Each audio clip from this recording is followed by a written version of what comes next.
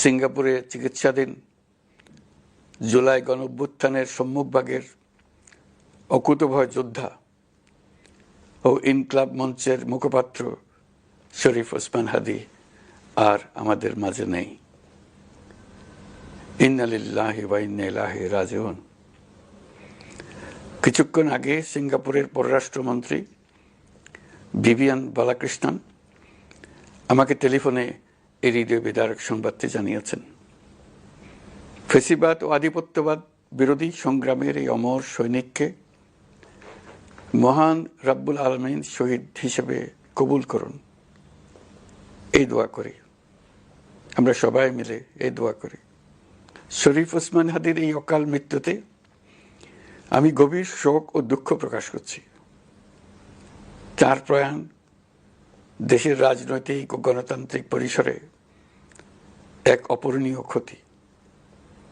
আমি তার রুহের মাগফিরাত কামনা করছি এবং শোক সন্তপ্ত স্ত্রী, পরিবারের সদস্যবৃন্দ, স্বজন ও সহকর্মীদের প্রতি গভীর সমবেদনা জানাচ্ছি। শহীদ ওসমান হাদীর স্ত্রী ও একমাত্র সন্তানের দায়িত্ব সরকার গ্রহণ করবে। শহীদ শরীফ ওসমান হাদীর অকাল মৃত্যুতে আগামী শনিবার একদিনের রাষ্ট্রীয় শোক ঘোষণা করছি। এই উপলক্ষে শনিবার দেশের সব সরকারি, আধা সরকারি, স্বায়ত্তশাসিত প্রতিষ্ঠান, শিক্ষা প্রতিষ্ঠান সহ সরকারি বেসরকারি ভবন এবং বিদেশে বাংলাদেশ মিশনগুলোতে জাতীয় পতাকা অর্ধনমিত থাকবে।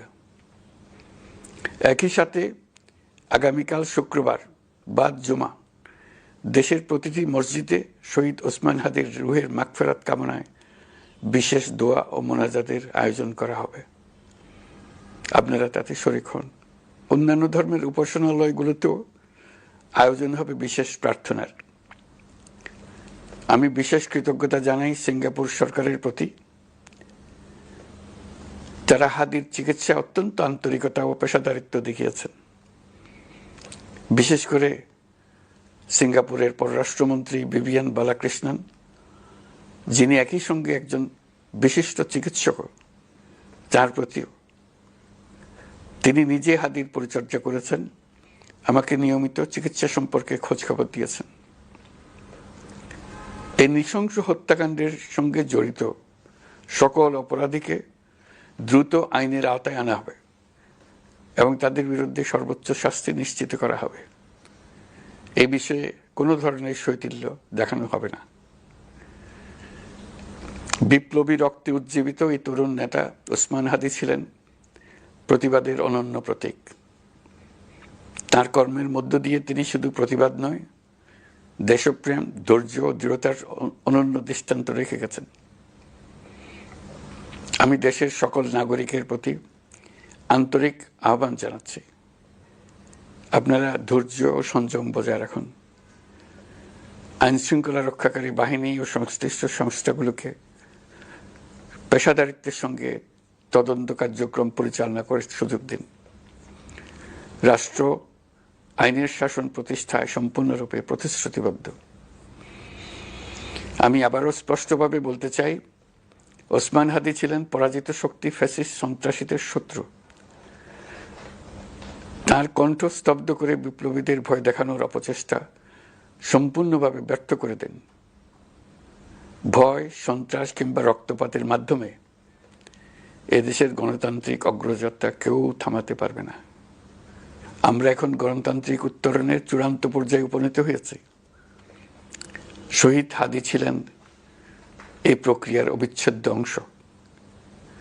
তার একান্ত ইচ্ছা ছিল আসন্ন নির্বাচনে প্রতিদ্বন্দ্বিতা করে নতুন বাংলাদেশ বিনির্মাণের পরবর্তী ধাপে সক্রিয় ভূমিকা রাখা। অত্যন্ত দুঃখের বিষয়, তার এই মহতী ইচ্ছা অপূর্ণ রয়ে গেল। তার স্বপ্ন বাস্তবায়নের দায় আজ সমগ্র জাতির কাঁধে ন্যস্ত। আগামী দিনগুলোতে আমাদের সবাইকে ধৈর্য, সংযম, সাহস ও দূরদর্শিতার সঙ্গে এগিয়ে যেতে হবে, যাতে নির্বাচন ও গণতন্ত্রের শত্রু ফ্যাসিস্ট সন্ত্রাসী অপশক্তিকে চূড়ান্তভাবে পরাজিত করা যায়। এই শোকের মুহূর্তে আসুন আমরা শহীদ শরীফ ওসমান হাদির আদর্শ ও ত্যাগকে শক্তিতে পরিণত করি, ধৈর্য ধারণ করি, অপপ্রচার ও গুজবে কান না দিই এবং যে কোনো হঠকারী সিদ্ধান্ত থেকে বিরত থাকে। যারা দেশকে অস্থিতিশীল করতে চান তাদের ফাঁদে পা না দিয়ে আসুন আমরা সবাই ঐক্যবদ্ধভাবে গণতন্ত্র, ন্যায় বিচার ও গণমানুষের অধিকার প্রতিষ্ঠার পথে অবিচল পদক্ষেপে এগিয়ে যাই। এটাই হবে শহীদ হাদির প্রতি আমাদের প্রকৃত শ্রদ্ধা। আল্লাহ হাফেজ।